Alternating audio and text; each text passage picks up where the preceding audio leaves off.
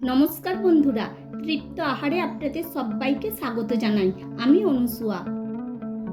আজ বানাবো চিকেনের একটা অপূর্ব রেসিপি, যেটা সব কিছুর সাথেই খেতে পারবেন। সেটা হচ্ছে আমাদের সবার প্রিয় বাটার চিকেন। তো চলুন খুব সহজে কিভাবে বাড়ির উপকরণ দিয়ে এটা বানাবেন সেটাই দেখাই। বন্ধুরা, সব সরঞ্জাম নিয়ে চলে এসেছি। নিয়ে নিয়েছি 1 কেজি চিকেন, দুটো মাঝারি সাইজের টমেটো, 2 ইঞ্চি আদা, 12টা রসুনের কোয়া, 300 মতন পেঁয়াজকে এরকম বড় বড় করে কেটে নিয়েছি, 200 গ্রাম টক দই, নিয়ে নিয়েছি শুকনো লঙ্কা, কাজু, লবঙ্গ, ছোট এলাচ, দারুচিনি, গোলমরিচ, একটা লেবুকে আমি কেটে নিয়েছি। আমার এখানে কাগজি লেবু ছিল, তাই কাগজি লেবুটা কেটে নিয়েছি। আপনারা চাইলে পাতি লেবুও কেটে নিতে পারেন। দিয়ে দিলাম নুনটা দিয়েছি 1 টেবিল চামচের মতন। দিয়ে দিলাম 1 চা চামচ হলুদ, দিয়ে দিলাম 1 চা চামচ লঙ্কার গুঁড়ো, দিয়ে দিচ্ছি 1 চা চামচ ধনের গুঁড়ো, 1 চা চামচ জিরের গুঁড়ো, আধখানা লেবুর রস।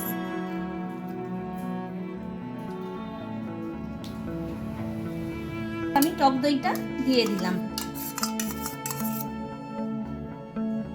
সবটাকে হাত দিয়ে ভালো করে ম্যারিনেট করে নেব। মিনিট 5 সময় ধরে ম্যারিনেট করে নিয়েছি। এবার এটাকে 1 ঘন্টার জন্য রেস্টে রেখে দেবো। গ্যাসটা অন করে দিয়ে কড়াইটা বসিয়ে দিলাম। দিয়ে দিচ্ছি রিফাইন অয়েল। প্রথমে শুকনো মশলাগুলো দিয়ে দিচ্ছি। এবার পেঁয়াজটা দিয়ে দিলাম।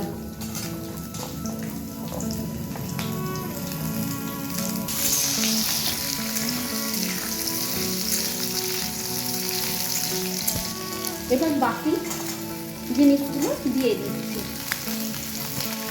রসুন দিয়ে দিলাম, আদা দিয়ে দিলাম, টমেটো দিয়ে দিলাম। এগুলোকে এবার আমি একটু ভালো করে ভেজে নেব, যাতে এগুলো নরম হয়। আমি 7-8 মিনিট সময় ধরে পেঁয়াজের সাথে যে মশলাগুলো দিয়েছি ভেজে নিয়েছি। এবার এটা ঠান্ডা হলে পেস্ট করে নেব। এবার এটাকে আমি ঢেলে নিচ্ছি, একটু চাড়িয়ে দিচ্ছি যাতে এটা তাড়াতাড়ি ঠান্ডা হয়ে যায়।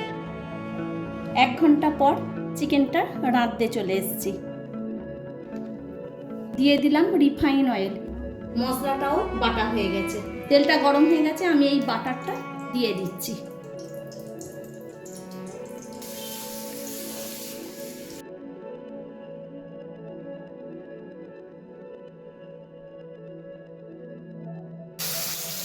এবার চিকেনটা আমি দিয়ে দিচ্ছি।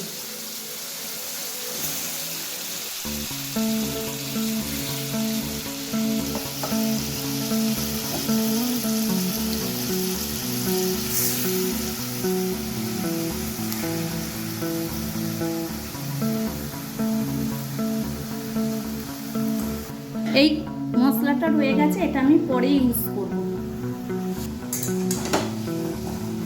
এবার এটাকে হালকা করে একটু ভেজে নেব।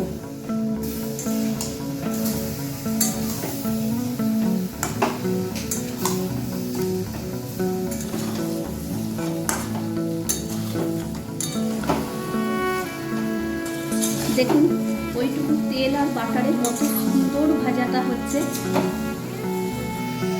বন্ধুরা, 7-8 মিনিট সময় ধরে আমি দেখুন মাংসটাকে ভেজে নিয়েছি। এবার যে মশলাটা আমি পেস্ট করে নিয়েছি, এবার সেটা দিয়ে দিচ্ছি।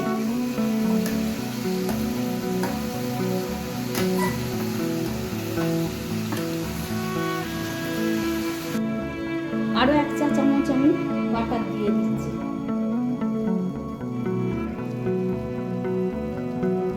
এবার সবটাকে ভালো করে মিশিয়ে নেব।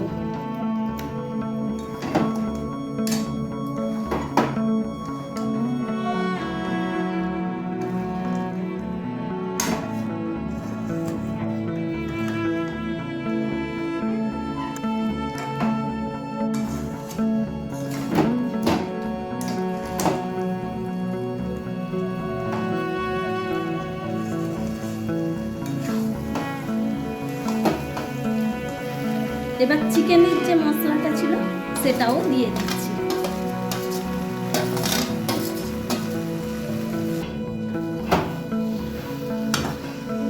আবারও সবটাকে খুব ভালোভাবে মিশিয়ে নেব।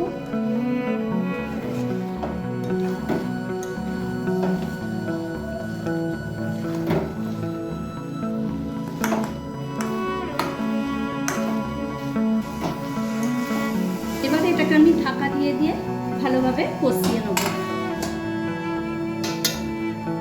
আমি 7-8 মিনিট পর ঢাকাটা খুলে দিলাম। মাঝখানে আরও একবার আমি নেড়ে দিয়েছিলাম, না হলে তলাটা বসে যাওয়ার সম্ভাবনা আছে।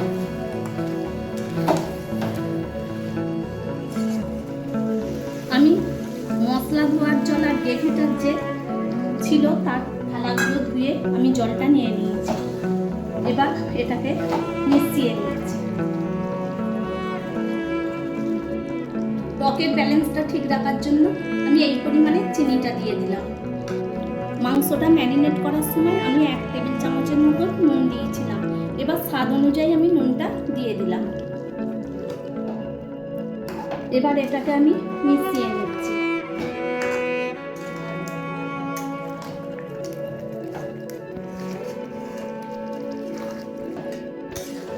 এতে দই তো রয়েইছে, মাংসটা তো তাড়াতাড়ি সেদ্ধ হয়েই যাবে।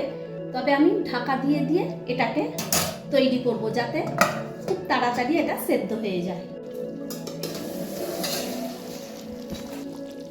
আমি 7-8 মিনিট পর আবারও ঢাকাটা খুলে দিলাম। দেখুন কতটা সুন্দর তেল ছেড়েছে। ওইটুকু তেল আর বাটারে কত সুন্দর তেল ছেড়েছে, আর দেখতেও চমৎকার হয়েছে।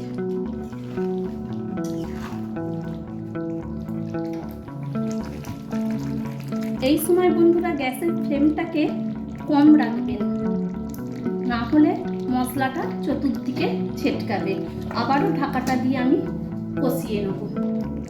আরও মিনিট 5 পর চাপাটা খুলে দিয়েছি। এবার পরিমাণ মতন জলটা আমি দিয়ে দিলাম। জলটা দেওয়ার পরও একটু আমি ভালোভাবে নেড়ে নিলাম। আমি 12-13 মিনিট পর ঢাকাটা খুলে দিলাম। চিকেনটা আমার সম্পূর্ণ তৈরি হয়ে গেছে।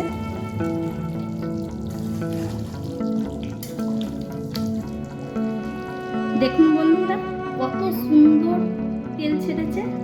এবার আমি ঢেলে নিচ্ছি। বন্ধুরা আমার বাটার চিকেন তৈরি হয়ে গেছে। আমি কিন্তু ফেস ক্রিম ছাড়াই বাটার চিকেন তৈরি করলাম। রেসিপিটা নিঃসন্দেহে খুব ভালো হবে। ঘরে সব মশলা যদি থাকে, ফেস ক্রিম না থাকলে আপনারা এইভাবে তৈরি করতে পারেন। এটা সব কিছুর সাথেই খেতে ভালো লাগবে। ছুটির দিনের পাতে থাকলে তো আর কথাই থাকবে না। এইভাবে ফেস ক্রিম ছাড়াই তৈরি করে দেখবেন, আর আমার কমেন্ট করে জানাবেন কেমন লেগেছে। ভালো লেগে থাকলে চ্যানেলটা সাবস্ক্রাইব করে দিয়ে ভিডিওটা লাইক আর বেশি বেশি করে শেয়ার করে দেবেন। আজ আসি, ধন্যবাদ।